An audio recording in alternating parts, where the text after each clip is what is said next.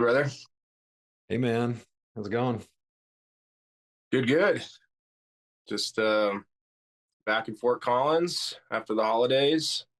That was fun, dude. It's nice to come visit you in Phoenix and got to celebrate your kind of engagement party slash wedding party, which was super cool, dude. A lot of fun. How was that for you? It was amazing, man. Just an incredible time, so much fun, surrounded by so many people that love us, and yeah, I couldn't have had it, couldn't have asked for it to go any better, really. And then obviously, celebrating Christmas and New Year's, and it was definitely a whirlwind, but yeah, I just had a blast. It's definitely one of the more fun and exciting holiday seasons I've had in a while, and so it's very special. Um, but yeah, definitely settling in here. After all that fun and excitement, it's kind of tough to go back to the real world. So we were speaking yesterday about what we wanted to talk about. I thought it'd be appropriate to bring up the idea of contrast. Hmm. Um, Something I've felt many times, after big vacations, trips, holidays, bachelor parties, weddings, all those types of events where you come back to real life and there's like a difficult day or two. Um, but yeah, just being that whole idea, I think it gives me peace. The whole idea of contrast because it's tough to have that much fun if you don't know what the opposite feels like. Yeah, And for so, sure. For sure. I think that, contrast is a teacher, right? And you can't really know light without darkness, can't really know happiness without sadness, so on and so forth. And I think, for a lot of our lives, we're trying to like avoid what we consider to be the negative contrast. Again, call it darkness, call it sadness, call it all these different things that we view as like negative things. Not really realizing that it's all part of it, right? And there isn't one without the other. And so knowing that there isn't one without the other, then what does it make everything? Right? Like for me, it makes everything perfect. mhm. It makes everything exactly as it's supposed to be. It makes everything a teacher. It may feel different, like happiness may feel different to sadness for sure. But can we start to realize that just because it doesn't feel pleasing to the body or the mind or the nervous system, like in that moment, that's okay. It's okay. It's a very necessary feeling. I think something I mentioned in a previous episode was like, how do we know when we're off the path, right? And we have very distinct feelings to let us know when we're off the path, right? And they're really important, just as important as the feelings that we get when we're on the path, right? And so contrast has been a big part of my life in regards to like, or in a sense of like my spiritual journey and my journey with like awareness and mindfulness and allowing the moment, right? Like I feel that what we consider to be negative contrast is only hard to experience because we don't allow it to be. We want to get rid of it. We want to get rid of sadness. We want to get rid of anger. We want to get rid of frustration. Like we want to get rid of all these things because we don't like the way they feel.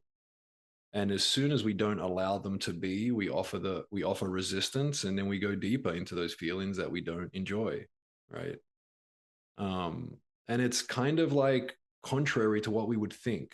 We would think that whatever we allow would continue to be here because we just allow it. And so if we allow it, then why wouldn't it just be here all the time? But it's really the opposite. It's what we allow to be, really, we start to gain some type of, I don't want to say control over, but we definitely like start to allow ourselves the ability to not go down the rabbit hole with them, right? So, for example, a feeling of sadness or a feeling of frustration may come up. And if we allow it to be, that feeling will subside very quickly. And so we didn't really maybe have control over the introduction of that feeling. But once we allow it to be, then it will start to subside compared to if we don't allow it to be in that moment, then it's going to just go deeper and deeper and deeper. And I think we've all felt that, right? Um, I'd love to talk more about your experience with contrast that came up recently, because I'm sure that'll bring up like some really cool subjects and some experiences to talk about. So like what did you experience? What did you notice? What did you feel? So yeah, I mean, this has been a huge topic for me, a huge sort of realization for me that's helped a ton. And after getting back from trips, like I was saying, I would go, into kind of a not necessarily, but yeah, like a mini depression, I guess, for lack of a better term. 1 or 2 days. I'm sure a lot of people can relate to that. Um, but exactly like what you're talking about, where as soon as I started to realize that that feeling is okay, um, it makes it so much better, so much easier to get through those days.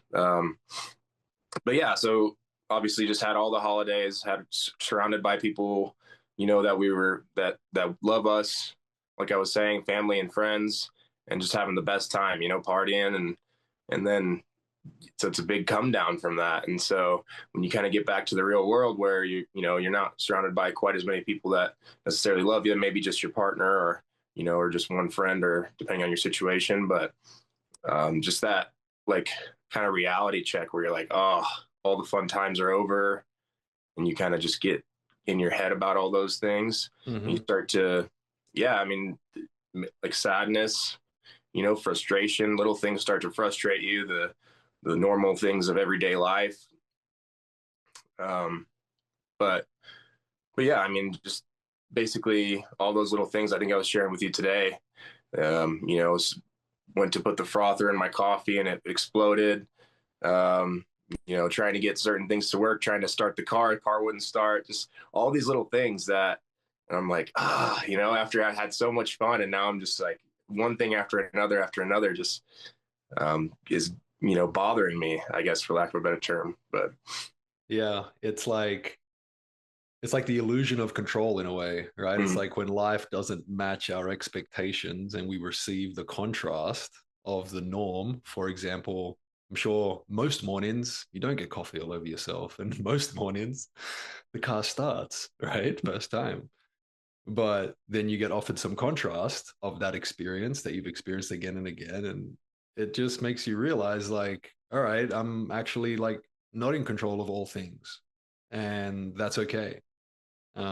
Surrender is huge, like you said, right? Like accepting the moment, allowing the moment, right? Surrendering to what is huge. Is there anything else that you find like brings you peace or in any way aids you when it comes to moments like that? well, honestly, I like to make myself suffer. So today, I went for a decently long run and pushed myself through a workout, and um, it's almost appreciation for that, and then you can kind of and also another thing that helps me is reflecting and not focusing on the fact that it's over, but being grateful that it happened. And Mm, so, and just mm, reflecting on those moments and maybe reaching out to people and talking to them, the people that were there, people that were involved, whoever was, I had special connections with maybe during that time, and like sharing gratitude, like thank you so much for being there, and I had so much fun. I think that helps me a lot, and when I'm going through those moments.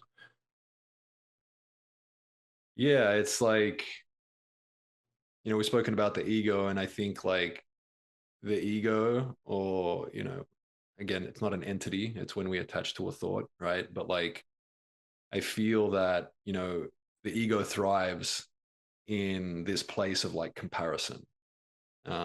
And contrast isn't comparison, but through contrast, you can start to think about comparison, right? Like which one's better and which one's worse. I like happiness much more than sadness. I like my coffee in my cup much more than on my body, right? And the ego loves this shit, dude. And we start to identify and attach to what we think is better or worse. And through that, just create chaos or create happiness, which I think is a cool thing to talk about real quick. So, most people, when they're talking about like the ego and comparison and contrast and stuff like that, they don't really give much awareness or thought to like when their ego is creating happiness for them, right? They mostly give like a lot of attention and thought to when their ego is creating like what they consider to be like negative emotions and feelings and experiences. But if there is attachment and you find yourself feeling happy about something based on your attachment or identification to something, just know that around the corner, it's waiting for you is the opposite emotion when that thing doesn't go the way you want it to go. And so it's a really cool thing to be able to do, which is bring awareness to all of your emotions and realize why they're coming up, right? I'm not here to say that being joyful about something is coming from your ego. I'm not saying that. What I am saying is that if you are attached or identified to something, then you can create what we consider to be positive feelings just as much as you can create the negative feelings, right? And so noticing when that is happening has been like huge in my life experience. Is that something you've ever kind of brought awareness to? Yeah, and I think something it brought up something for me that we've talked about many times, but I think a lot of people find happiness through external things, Hmm. rather than being able to be in charge of it or be in control of it, I guess. Um, and that's something that I definitely was doing a lot in the past.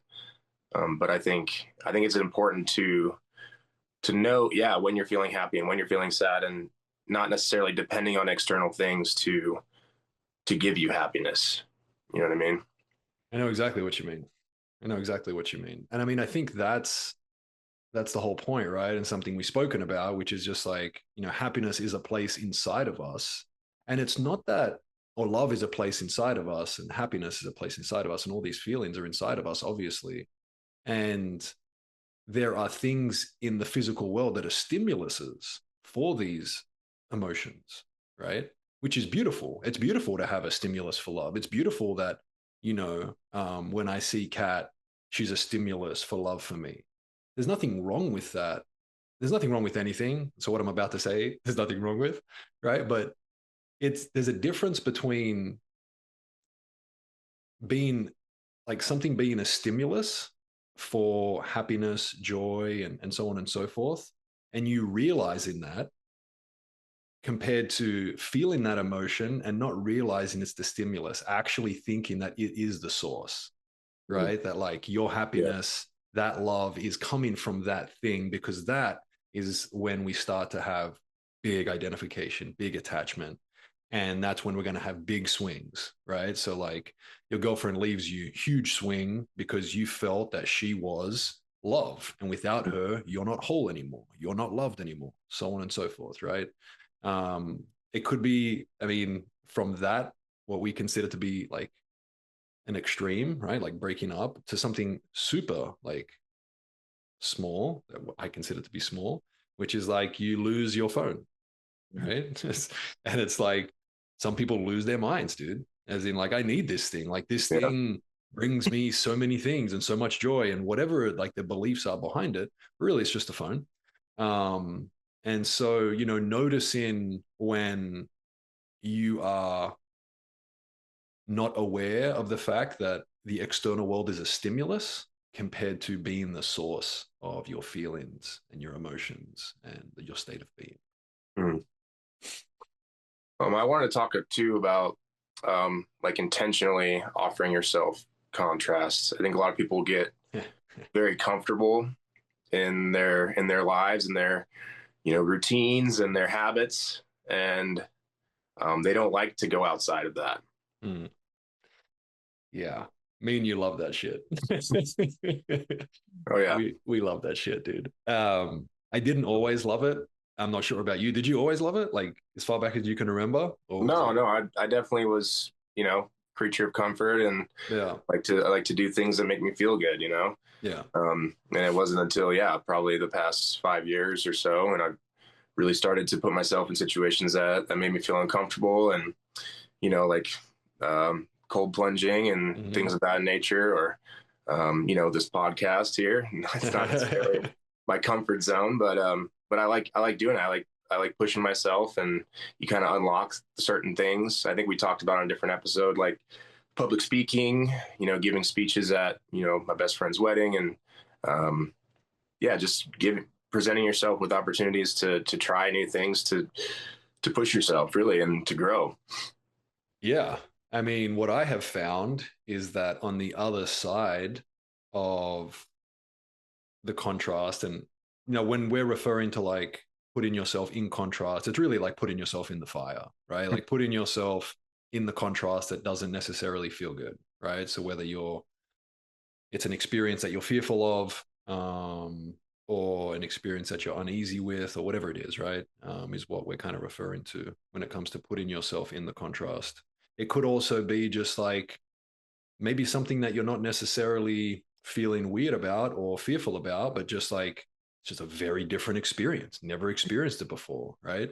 And maybe there's no reason that your mind can come up with that you should go and experience that thing, right? But you go do it anyway, and then when you do it, you realize, oh wow, like I just received all of these beautiful lessons or wisdom or whatever it is from it, right? Mhm. But for me, when it comes to intentionally offering myself contrast that I can feel within me I'm fearful of or, anxious about or whatever it is. I do it because I know what's on the other side now. Before, I didn't really know what was on the other side. I didn't want to get to the other side. There was no other side. There was just fear and anxiety. But now I know what's on the other side, and what's on the other side is peace. Mhm. Like just amazing, beautiful stillness of peace. And something I share with people a lot of the time is like suffering is a doorway, right? Like once you've suffered enough, you'll want to walk through the door to peace. And everyone's different, meaning that like what is enough suffering for me to want to walk through the doorway, maybe not enough suffering for you. You may want to suffer more, right? But offering yourself that contrast, that suffering, going through those fears, those anxieties, gets you to a place where I speak for myself, got me to a place where contrast became not contrast anymore. It all Yeah. became the same thing, dude, right? It's like, I don't know, like, I guess the best way I can explain it is Ram Dass would call it like the dance of form and formless, right? Meaning that like contrast exists in this physical world of form while our soul and true self rests beyond that, right? Like our soul and our true self has no definition, has no separation from love, Mhm. right? That's all there is. But within this physical world of form, then yeah, there is contrast, obviously, right? And we're able to access both. I think that's one of the beautiful things about this human experience is that I can be here in this physical world and experience contrast and experience the wave, dude, Mhm. of like not only the physical wave of what I'm observing, but also the wave of feelings and emotions that may come with it, right? But then you have an experience where you witness the wave physically, but there's no wave internally. There's no emotional wave anymore. There's no feelings of up and down. And you sit there and you observe the wave in front of you that's physically happening with your eyes. You can see it and you're the observer. And then you're like, wow, that used to like take me in all sorts of directions. And Mhm. now I'm in peace. I'm just peaceful. Right. And that changed everything, dude. That changed everything for me. Once I felt that, then I was kind of on like a mission Yeah. to intentionally put myself in as many of those uncomfortable contrast places as possible, because I knew if I could do that, then pretty much most of my life would just be peaceful because nothing could make me go up and down anymore. Yeah, And I could doesn't just, have the same power over you anymore. correct, dude, Mhm. exactly. And I could just watch the dance and appreciate the dance, right? Um, but before that, I get it. I couldn't. I hadn't experienced that yet. And so it wasn't in my awareness. And if it's not in my awareness, it's not in my reality. And so I completely understand those of you that are hearing this and are just like, what the hell are you talking about? I get that. I would just invite you to continue to offer yourself that space, right? And what I mean by offering that space is like when you are in the contrast and you are aware that you're in the contrast, and let's just use the contrast of what we call a negative experience or feeling. Once you're aware of it in there, ask yourself, is it okay for this to exist? Is it okay that this exists right now? Can I allow this to be right now? And if you can answer yes to that, not only in your mind, but in your entire body, then you will feel exactly what I'm talking about. You will be sitting in the same seat that you were sitting in as your body was going in all directions. The same thing will be happening in front of you that you can see with your eyes, but you will not be feeling the same way as you were before.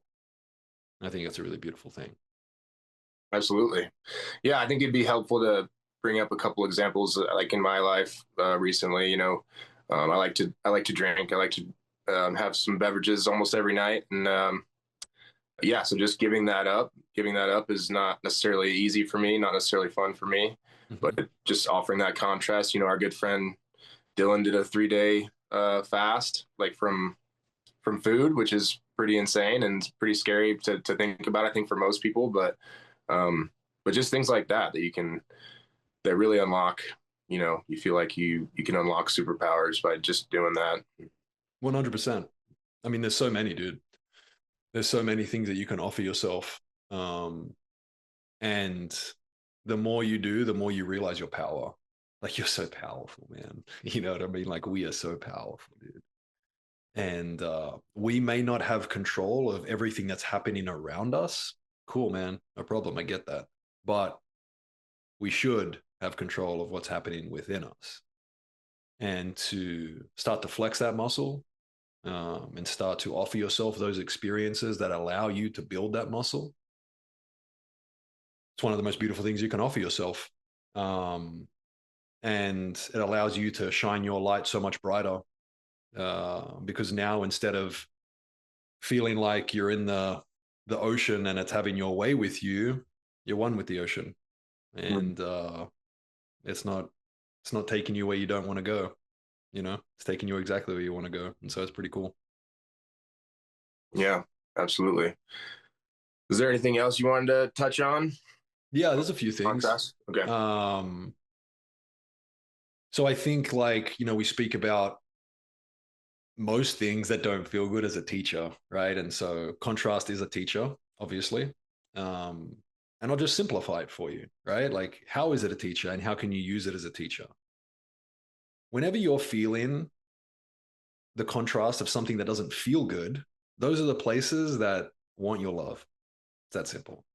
It's very simple, right? So when you're feeling irritation about something, envy, fear, or whatever it is, like, those are the places, those are the beliefs that, number one, aren't true, right? Mm-hmm. They're not true, firstly, because if they were true, you would not be feeling that way.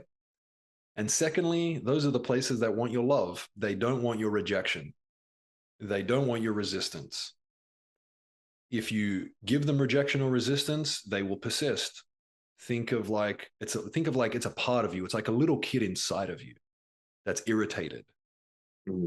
and it just wants mommy or daddy to come give it a big hug and love it. And when that happens, the irritation subsides, hopefully. Maybe not that easily. Again, just like a little kid. Sometimes it's like just keeps going nuts. But other times it's like, oh, wow, thank you so much. But the more that you continue to give it that love, the more you will teach it that it's okay, it's safe, and it doesn't need to be irritated anymore. You don't need to be fearful anymore, so on and so forth. So that's a really important thing, of how to use those feelings of contrast as your teacher. Another thing is like the ability to hold both. So like earlier I mentioned that, you know, what I can experience now in my life is a space of no contrast. And there's levels to that, meaning that, you know, I mentioned there is the space of where I am my true self, I am my soul, where there is nothing. But there's also a step before that for me, where I'm not nothing yet. Like I'm not, when I say nothing, I'm not my true self. Like I'm not the one. I'm not like I am yet, right? Completely removed from all things, right? Mm-hmm. Completely removed from my sense of self and my identity and merged with all there is. So I'm not there yet. But in between what I would consider to be like normal life and that space, I also experience a space where I can hold both. I can hold grief and love in the same space. And I'm very much physically still here within my identity of Ben and all that good stuff, but I'm able to hold them both in the knowing, in the embodiment that they are both the same thing, Mm-hmm. right? And the difference between those places, if I was to go one, two, three, is like one, let's say I'm completely identified with contrast, and so it takes me wherever I want to go. Two, what I was just speaking about, where I can hold both, is that I'm no longer identified with either of them, and I'm in my wisdom. I'm in my full wisdom and full knowing of like, oh, these are both really beautiful things. Amazing. I can hold here. And then there's the third stage where you're completely removed from all definition, all separation, and what is without any need to say that, oh, it's okay. There's no need to say it's okay because it It just already is. is. It Yeah. just is, right? And so being able to hold both is also a really beautiful experience to offer yourself. And I'll give you an exercise to do that. So there's a really cool book or series of books called The Law of One. There's 5 books. It's unreal, guys. You should definitely read it, regardless of what you believe or don't believe. You should read it. Super cool. And one of the things that they talk about in that is this exercise where you offer yourself contrast. And so I've done this many times. I've offered this to other people. And so you pretty much you find yourself a nice, comfortable place wherever you are, and you can do it eyes closed or eyes open. It's up to you. But you start to offer yourself contrast, meaning that, all right, well, let me feel into the things that make me feel happy. Cool. So I'm sitting there and I start to envision things, people, experiences, beliefs that make me feel happy. And I get to a point of just ecstatic happiness. And then I offer myself contrast. Cool. Start to think about things that make you really sad, really upset, really, really sad. And then I switch. And so I've gone from this really high happiness and I start to bring myself into this like sadness and I feel it and I allow myself to feel it. And I keep feeling it and feeling it and feeling it. And then I can offer myself happiness again, or I can offer myself something completely different. Mm-hmm. And the reason this is like such a beautiful exercise is because what you realize is that you've been sitting in a chair with no one or nothing around you in a room, and you've just taken yourself through the myriad of emotions and feelings with no prompt from the outside world, all prompts from your inner world. And this allows you to, I mean, it allows so much, dude. It gives you the experience of like, holy shit, I just took my, like, I just made myself sad. I just made myself happy. Like, look at what I'm doing, which is what you're doing all the time. Mm-hmm. Regardless of what's happening in the outside world, it's you that's making yourself happy and you that's making yourself sad. Don't get it twisted. And giving yourself that experience without the illusion of the outside world being the reason for it is sick, dude. So much fun. And really good, really enlightening, right? Um, and so, yeah, super cool exercise. If you haven't done that before, I would definitely invite you to do that and invite you to use it as what me and Dan mentioned earlier, which is like intentionally going into places that maybe don't feel good, Yeah. right? Yeah. I have not done that. I think a lot of people would like question that, like, oh, you're intentionally making yourself feel, you know, negative emotions, which is but that is cool. It's a cool concept and it's probably very empowering. Well, So yeah. And it's like, that belief, like that, you're intentionally doing this is like, that's what's happening every day. Like, mm, that's what's happening every day, right? You are the reason you are sad and you are the reason you are happy. No one else, nothing else. It's all you. And the more experiences you can offer yourself to embody that fact, to embody that reality, the more control you will have over your inner world amongst the chaos of the physical world, yeah, right? Couple more things if you haven't got anything. Um, yeah, no, I'm good. so living free with contrast, um, meaning that like as the world is doing what it's doing around you, can you be unfazed and continue to live free through love, through alignment, through what you consider to be like your way of serving and your purpose, right? And offering yourself grace when you can't do that. Offering yourself grace when the physical world takes you left and right and up and down and all these different things. That's fine. Completely cool. Right. But can we start to embody the knowing that we should be honoring contrast? Because without it, there is no experience.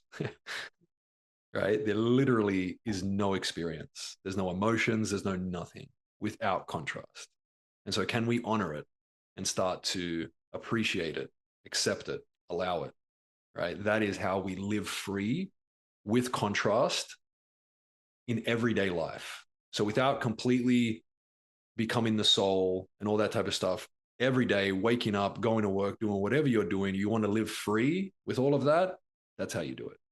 Right. And then pretty much just finish this off with like a final reminder, right? This isn't about getting rid of contrast. It's about realizing that contrast is what wakes you up. Mm, Right? Contrast is what teaches you. Contrast is the reason you're here.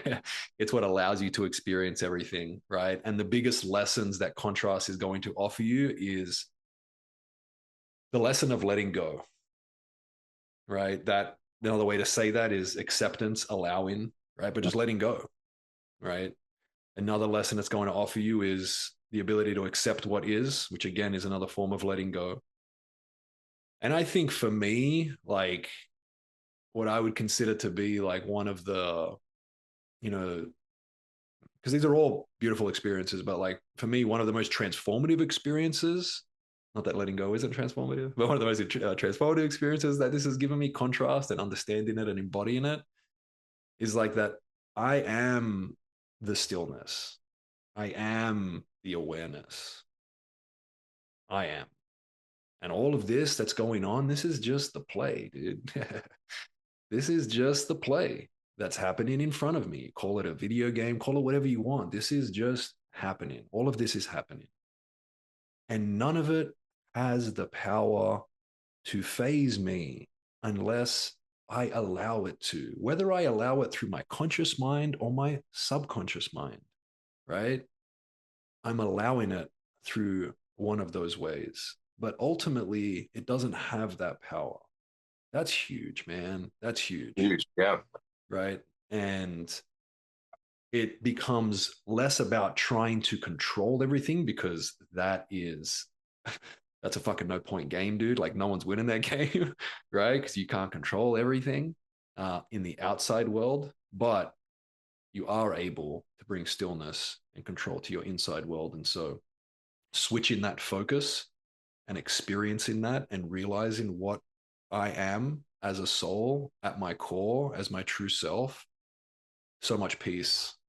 That stillness is allows me to observe myself as what people say, or the best version of myself and all this stuff, but it allows me to observe myself as my true self. It allows me to shine my light as bright as I possibly can because I'm no longer jumping in the sea and getting thrown around by the waves. We spoke about like holding space the other week, and that's what allows me to hold space as well, right? Um, and so, yeah, I I'll leave it with that. Yeah, man, this is definitely one of my favorite topics, and so yeah, appreciate you sharing all that. Yeah, dude. Thank you for bringing this up when we were talking about it yesterday, and bringing your like real world experiences to this topic that just happened like within the last week, right? Mhm. Contrast is a real thing, and it can be really, really difficult for some people going from one extreme to another extreme. And so hopefully people can find some guidance, some direction through this, and hopefully lead them to peace, you know? So, yeah, thank you, brother. Awesome, man. All right.